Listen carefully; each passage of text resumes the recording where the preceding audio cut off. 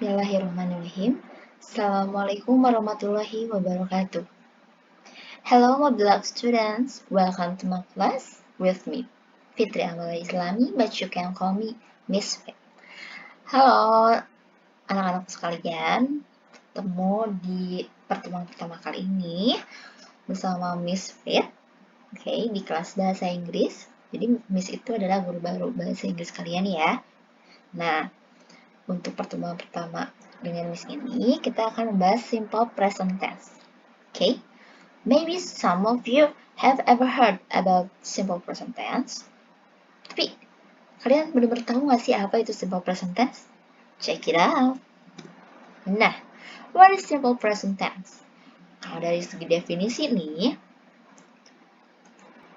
simple present tense itu adalah sebuah tenses yang digunakan untuk mendeskripsikan atau menjelaskan yang pertama, habits atau kebiasaan.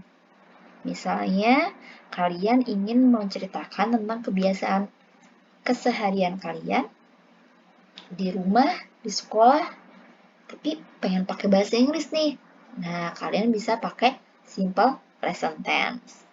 Selanjutnya, kalian juga bisa menggunakan simple present tense untuk repeated actions or events atau kegiatan yang berulang. Misalnya apa nih, Miss? Misalnya ada ada seseorang yang bekerja sebagai, misalnya Miss, sebagai guru. Nah, kegiatan berulangnya itu kan mengajar, terus memberikan materi, dan lain sebagainya. Nah, itu bisa kalian sampaikan menggunakan simple present tense. Ada lagi, the third one is general truths, atau fakta yang umum diketahui. Misalnya, matahari terbit dari timur. Nah, itu orang-orang udah pada tahu kan, itu fakta yang umum. Untuk menyampaikannya dalam bahasa Inggris, kita bisa menggunakan simple present tense. And the last one is fixed arrangements atau jadwal. Jadwal apa nih? Bisa jadwal pelajaran, bisa jadwal keberangkatan kereta api, bisa jadwal penerbangan.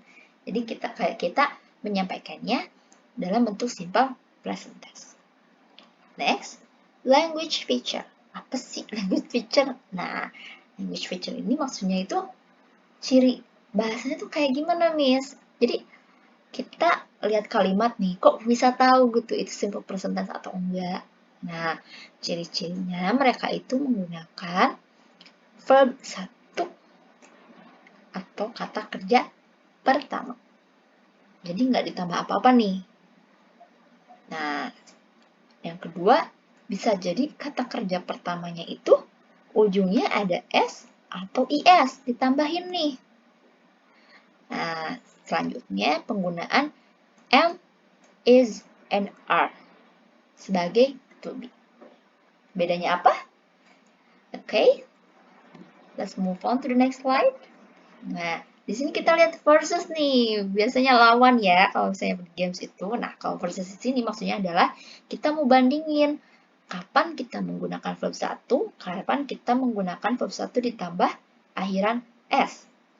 Nah, kalau kita menggunakan verb 1 saja itu apabila subjek kalimatnya I, you, we, they, dan subjek jamak atau subjeknya, pelakunya lebih dari satu orang. Oke, kita lihat ya contohnya. I love chocolate. Saya suka coklat. Kan di sini yang jadi subjeknya saya kan, I. Berarti verb satunya kita tidak usah tambahkan akhiran apapun. Cukup tuliskan love. Sampai sini ngerti? Lanjut ya. Contoh yang kedua. We eat cookies every day. Kami makan kue setiap hari. Nah, subjeknya kan kami. We. Tadi kan di sini ada ya, we. Kalau we kita tinggal sebutkan verb satunya saja. Eat. Tanpa tambahan apapun. Sekarang kita lihat yang harus ditambah SIS itu yang gimana, Miss? Nah, kalau Subjek kalimatnya adalah he, she, dan it. Dia laki-laki, dia perempuan, atau sebuah benda dan hewan. Contoh, he teaches English. Dia mengajar bahasa Inggris. Nah, he di sini kan satu orang nih. Dia laki-laki. Berarti verb 1, terus kita tambahkan akhiran is. Oke. Itu sampai sini. Next ya. Nomor 2, she reads comics twice a week.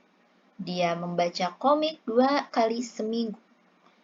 Nah, she di sini dia. Satu orang nih, dia perempuan. Kita tambahkan s atau is di belakangnya. Jadi, reads. Oke, Miss ulangi ya. Untuk yang menggunakan verb 1 saja, I, you, we, they, dan subjek jamak atau lebih dari 1. Untuk yang kita tambahkan akhiran s dan is, itu subjeknya he, she, dan it. Oke, get it? Nah, coba sekarang kita let's try it. Coba yuk, change the verbs in the brackets into the correct forms. Kita diminta untuk mengubah kata kerja yang ada dalam kurung ke dalam bentuk yang tepat. Lihat kita lihat nomor 1. You English well. Nah, kita berarti suruh ubahnya yang tadi ini yang dalam kurung. Subjeknya kan you. Masih ingat gak? Kalau you itu kita pakai s atau enggak? Enggak ya. Verb 1 saja tanpa tambahan apapun. Jadi kalimatnya you study English well. Artinya apa, Miss? Kamu belajar bahasa Inggris dengan baik. Oke, kita dapat ini nih, kita dapat vocab baru hari ini. Buat yang belum tahu ya, study artinya belajar. Nah, coba diingat-ingat. Jadi, selain mempelajari simple present tense, kita juga menambah pengetahuan kita tentang kosakata bahasa Inggris ya. Jadi, sekali-kali Miss akan tanya nih, kata-kata apa aja yang sudah kita pelajari. Oke? Oke. Go on to the second one. Yeri, beautifully. Nah, kita harus ubah sing ini nih, yang ada dalam kurung. Kita lihat, subjeknya siapa? Yeri ya, yang bernyanyi kan Yeri. Berarti ini subjeknya nih. Yeri itu kan nama perempuan ya, satu orang. Nah, berarti kalau kayak gitu, dia termasuk she dong. Dia perempuan, satu orang. Berarti di sini ya tambah nggak? Tambah s atau is nggak? Oke, berarti kalau she kita tambah s. Jadi sings. Nah, Yeri sings beautifully. Artinya apa? Yeri bernyanyi dengan sangat indah. Nah, dapat 2 nih. Sings, bernyanyi. Tadi study, belajar. Oke. Next. Andre, bla bla bla, watching movies. Subjeknya mana nih? Andre. Andre itu kan nama laki-laki ya. Satu orang ya Andre-nya. Jadi ini kita bisa sebut dia he dong. Dia laki-laki, satu orang. Ingat, kalau he itu termasuknya apa? Kalau satu orang laki-laki. Termasuknya yang ditambah s atau is. Jadi yang enjoy ini kita tambah s di ujungnya. Jadi enjoys. Andre enjoys watching movies. Artinya apa? Andre menikmati menonton film. Oke, vocab baru lagi ya. Enjoy, menikmati. Next. Last one. Lucas and Mark. Bla bla bla, cheerfully. Subjeknya yang mana? Nah, subjeknya ada 2 ya, karena ada kata hubung and. Lucas dan Mark. Berarti mereka sama-sama jadi subjek atau pelaku atau orang yang menari ini. Lukas dan Mark. Nah, ini kan nama laki-laki. Ini juga nama seorang laki-laki. Berarti ini orangnya ada berapa? Lebih dari satu kan? Ada 2 orang. Berarti kita tidak perlu menambahkan apapun pada kata kerjanya. Cukup tuliskan dance. Sehingga kalimatnya, Lucas and Mark dance cheerfully. Artinya, Lucas dan Mark menari dengan riang. Oke, dance, menari. Oke, repeat after me. Study, belajar. Sing, bernyanyi. Enjoy, menikmati. Dance, menari. Sampai sini paham? Oke. Let's go to the next slide. Nah, tadi kan ingat gak? Tadi itu kan ada yang menggunakan verb, tapi Miss tulis juga tuh ada yang pakai to be. Am, are, is. Nah, kapan sih kita pakai to be? Am, are, is itu? Nah, ketika dalam kalimatnya itu memang tidak ada kata kerja seperti tadi, seperti berlari, berenang, belajar. Kita pakainya to be. Kita lihat dulu ya klasifikasinya, pengelompokannya. To be am hanya untuk subjek I. Ingat, am hanya untuk subjek I. Kalau are itu untuk you, we, they, dan subjek jamak atau lebih dari satu. Nah, to be is untuk he, she, it, singular subject. Maksudnya adalah dia laki-laki satu orang, perempuan satu orang, bisa juga kata benda atau kata hewan, atau nama hewan, sorry. Terus singular subject maksudnya adalah subjek tunggal satu orang. Bisa satu orang, satu binatang, satu benda, seperti itu. Kita lihat ya contohnya biar kalian ada gambaran nih. Nah, number 1. I am a student. Saya adalah seorang murid. Nah, kan di sini subjeknya I, berarti to be-nya harus am. Ingat, I to be-nya dengan am. Lalu arti am di sini apa, Miss? Pada kalimat ini, arti am adalah. Tuh, nggak ada kan, nggak ada kata kerja seperti berlari, tidur, dan lain sebagainya. No. Nah, kalau kayak gitu, berarti kita pakainya si to be ini ya, am, are, is. Coba, yang kedua dulu deh, biar nggak pusing. You are my classmate. Kamu adalah teman sekelasku. You di sini sebagai subjek. Tadi ingat, kalau you itu to be-nya atau pasangannya itu are. Nah, jadi kita pakai are di sini. Next, he is my dad. Dia adalah ayahku. He, dia laki-laki satu orang. Masuk sini ya. Berarti to be-nya is. Oke, got it? Next. Nah, sekarang kita let's try it. Nah, tadi kan let's try it part 1, sekarang part 2. Jadi kita sekarang coba latihan soalnya yang untuk to be aja ya. Fill in the blanks with the correct to be. Isi, nih yang kosong-kosong gini, dengan to be yang tepat. Tadi apa aja to be-nya? Am, are, is. Nah, kita harus cari nih yang tepat tuh yang mana. Kayak number 1, we bla bla bla siblings. We di sini sebagai subjek. Kalian ingat kalau we itu to be-nya apa? Kami. Nah, kami itu kan lebih dari satu ya. Kita ingat, berarti to be-nya are. Artinya, kita adalah saudara. Oke. Next. Fanny and Tiara, bla bla bla, so beautiful. Ada Fanny, ada Tiara. Meskipun ada nama orang, nama perempuan, tapi namanya ada 2 nih. Berarti lebih dari satu kan? Subjeknya itu lebih dari satu. Berarti to be-nya adalah are. Ingat, karena di sini ada dua nama, Fanny dan Tiara, nanti kita subjeknya pakai yang are. Artinya, Fanny dan Tiara sangatlah cantik. Nah, lihat nih, ini ada adalah, ini nggak ada. Nah, kenapa ya? Jadi, to be itu nggak selalu artinya adalah, guys. Jadi, terkadang kita pakai adalah ketika,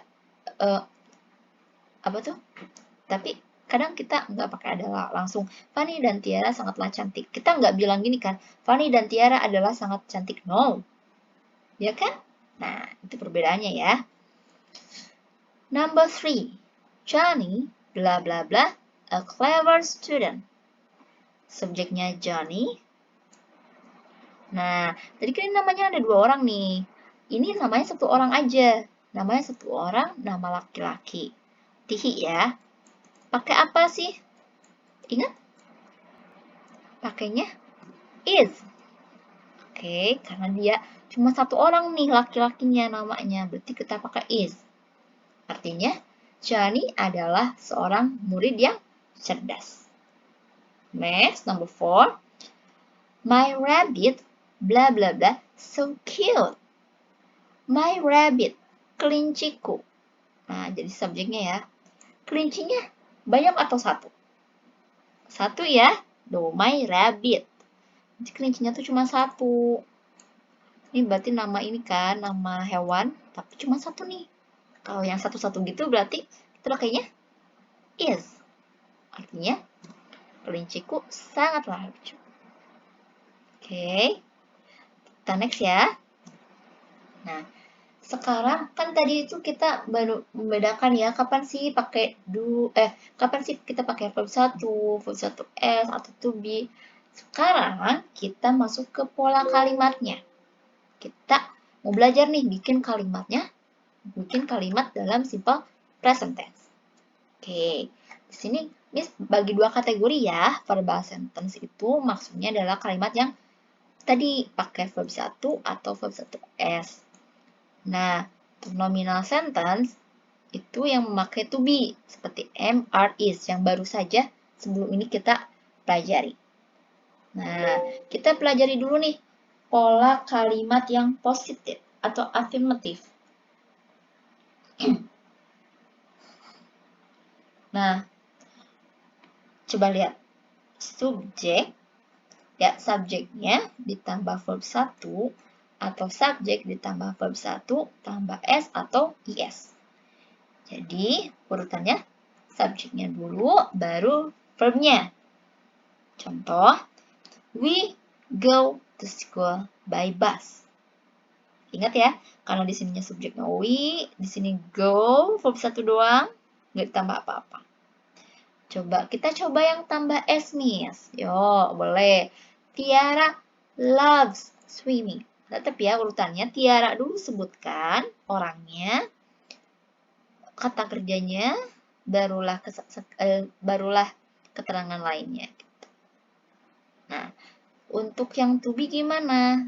To be juga sama. Subjek tetap ditaruh di depan, lalu diikuti to be. Nah, maksudnya C ini adalah komplement ya, pelengkap. Maksudnya kita terusannya mau bilang apa nih? Contoh, he is handsome. Dia tampan. Subjeknya, to be-nya, baru pelengkapnya. Ingat urutan ini ya. Subjeknya dulu, baru to be-nya. Sekarang kita ke kalimat negatifnya. Kalau kalimat negatif, perbedaannya adalah ada penggunaan do or does ditambah not. Subjeknya tetap ya di depan ya. Subjeknya tetap di depan. Kita tambahkan do atau does. Nah, cara membedakannya adalah, ingat gak? Tadi aturan ada yang nggak pakai S, ada yang pakai S. Ujungnya. Nah, untuk yang tidak pakai apa-apa, tidak pakai S, tidak pakai IS, kita pakainya do. Contohnya nih, tadi kan we go to school by bus. Berarti we do not go to school by bus. Oke. Sekarang Tiara loves swimming. Karena di ujungnya ada S, kita pakainya does. Tiara does not love swimming. Nah, ini balik lagi ya. Kok balik lagi nih, nggak ada S-nya? Karena kita anggap nih, S-nya itu udah kita kasih ke sini. Jadi, kalau kita udah pakai does, di sini jangan ada S lagi ya. Kita kembalikan ke kata asalnya, yaitu love. Oke. Nah, sekarang nominal sentence yang pakai to be. As always, subject duluan. Nah, ini sepertinya lebih mudah ya. To be, masih sama nih. Hanya tambahkan not saja setelah to be. Ketika kalimat positifnya he is handsome, negatifnya he is not handsome. Oke, kita next ya. Nah, ini yang lumayan panjang, tapi oke, gak apa-apa ya. Kita pasti bisa memahaminya. Oke, kita pelan-pelan aja. Sekarang interrogative atau kalimat tanya. Nah, kan kalimat tanya itu ada yang jawabannya cuma iya atau enggak. Misalnya nih, apakah kamu lapar? Jawabannya kan iya atau tidak. Tapi ada kalimat pertanyaan yang pertanyaannya tuh nggak kayak gitu. Jawabannya tuh bisa bervariasi. Misal, di mana kamu makan? Nah, itu kan jawabannya nggak cuma iya tidak kan? Jawabannya bisa di kafe, di rumah, di mana lagi tuh? Di restoran, di mall, kayak gitu. Nah, makanya Miss bedain kotaknya nih, biar kalian gak bingung. Ini untuk pertanyaan-pertanyaan yang jawabannya cuma iya atau enggak. Nah, gimana cara membuat pertanyaannya? Tadi ingat kan kita sempat pakai do sama does di negatif. Nah, di interrogatif, do does-nya itu kita taruh di depan. Jadi, ketika di positif sama negatif, kan subjeknya selalu depan nih, subjeknya. Tapi, kalau di interrogatif, kita taruh dulu do atau does-nya, kemudian subjeknya, lalu kemudian verb 1. Contoh, kalian masih ingat tadi kalimat yang tadi? We go to school by bus. Nah, do-nya kita taruh di depan, baru subjek, baru go. Terus yang kedua, kan tadi kalimat negatifnya Tiara does not love swimming. Does-nya kita taruh di depan. Terus diikuti subjeknya Tiara, lalu verb 1. Kayak tadi ya. Jadi ketika sudah ada does, love-nya itu nggak usah ditambah s lagi. Kita cukup tuliskan love saja. Oke. Gimana untuk nominal sentence? Ya, nominal sentence ini kita hanya balik subjek dan to be-nya saja. Kalau tadi di kalimat positif negatif, subjeknya kan selalu di depan nih. Untuk interrogatif, to be yang kita taruh depan. Barulah diikuti subjek dan yang lainnya. Contoh, tadi kan kalimatnya he is handsome. Terus kita nanya, emang dia ganteng? Nah, cara nanyanya, is-nya kita taruh depan. Is he handsome? Kayak gitu. Oke. Next ya. Gimana nih kalau pertanyaannya tadi yang kayak tadi, jawabannya tuh variasi. Misalnya nanyanya apa, kapan, apa, di mana, siapa, kapan, mengapa, bagaimana. Nah, kalau diikuti kata-kata seperti ini, kita tinggal taruh kata-kata ini di paling depan. Lihat deh, ini polanya sama kan? Tuh, udah subjek verb 1. Bedanya adalah kita taruh kata tanyanya. What, where, who, when, why, how di paling depan. Baru diikuti do atau does, subjek, dan juga verb 1. Misal, yang pertama nih, kita pakai how. Bagaimana? How do we go to school? How dulu, terus diikuti do, subjeknya we, verb 1, dan yang lainnya. Contoh yang pakai does. Why Does she love swimming? Kenapa dia suka berenang? Ingat ya, how sama why-nya kita tuh taruh di depan. Baru diikuti selanjutnya itu mirip sama yang ini. Do, does, terus subject, and then verb 1. Untuk nominal sentence juga sama. Kita tinggal taruh ini, yang mungkin kalian sering dengar ya, 5W1H kalau dalam bahasa Indonesia. Nah, kalau di kita disebutnya WH question. Atau kata tanya yang ini yang what, where, who, when, why, how. Kita taruh paling depan, terus diikuti to be dan juga subject. Why is he handsome? Kenapa dia ganteng? Nah, gitu. Oke? Coba, let's try it. Kita lihat nomor yang pertama nih. Kalimat positifnya kita dikasih, they study English every week. Untuk mengubahnya menjadi kalimat negatif, kita fokus dulu nih ke kata kerjanya, study. Terus kita lihat, kan subjeknya they nih. Berarti untuk menjadikan dia kalimat negatif, ingat, they itu pakai do atau does. Oke, do ya, karena di sini lihat, studinya nggak ditambah apa-apa. Berarti untuk kalimat negatifnya kita tambahkan do not. Do not atau kita singkat dengan don't. They don't study English every week. Kalimat pertanyaannya, do-nya kita taruh depan. Nah, do they study English every week? Itu ya. Next. Mirna prays for her mother. Subjeknya Mirna. Mirna nama orang ya, nama orang. Orangnya berapa? 1 kan? Nah, that's why di sini ada S di ujungnya. Berarti kita pakai do atau does? Does ya. Jadi Mirna does not atau kita singkat doesn't pray for her mother. Untuk pertanyaannya, kita taruh does-nya di depan. Does Mirna pray for her mother? Got it? Next. Indra is a lecturer. Indra adalah seorang dosen. Nah, ini kan pakai to be nih, nominal sentence nih. Kita pakai to be is. Berarti untuk kalimat negatifnya tinggal tambah not setelahnya. Indra is not atau kita bisa singkat isn't. Isn't a lecturer. Ingat ya, isn't itu maksudnya adalah is not. Nah, untuk kalimat tanyanya gimana? Kalimat tanyanya kita taruh to be-nya di depan. Lihat. Nah, ke depan kan. Is Indra a lecturer? Apakah Indra seorang dosen? Seperti itu. Well, the last sentence. Putra and Tono go to the same school.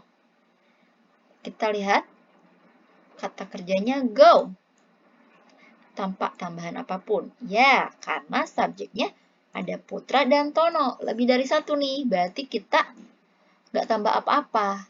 Cuman verb 1-nya saja. Berarti untuk kalimat negatifnya kita pakai do atau does.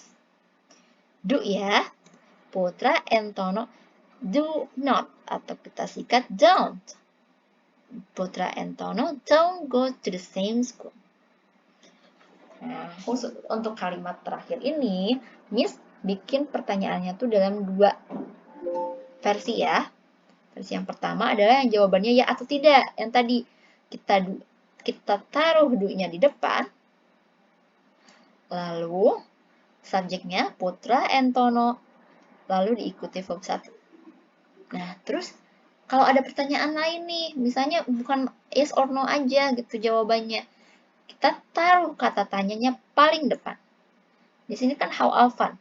How often? Berapa sering? Nah, terus pola selanjutnya mengikuti yang seperti tadi. Ada do, ada subject, ada verb 1. How often do Putra and Tono go to the same school? Nah, yang unik adalah beda nih. Kita intonasinya tuh beda.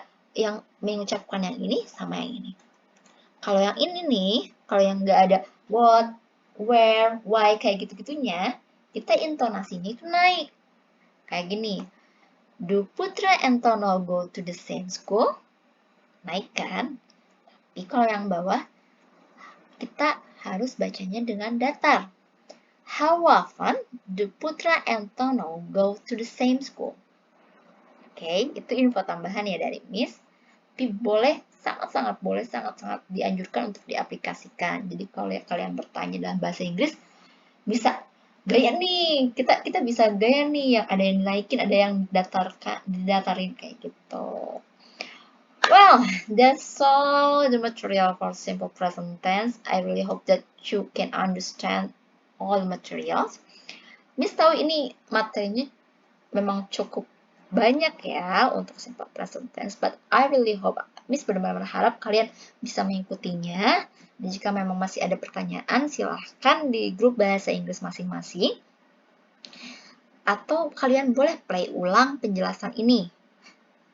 Dan juga, Miss juga bagikan kan PDF-nya di bahan ajar di e-learning ya. Jadi ada bahan ajar berupa PPT dan juga video penjelasan ini agar kalian bisa lebih paham, tidak hanya membaca materinya saja.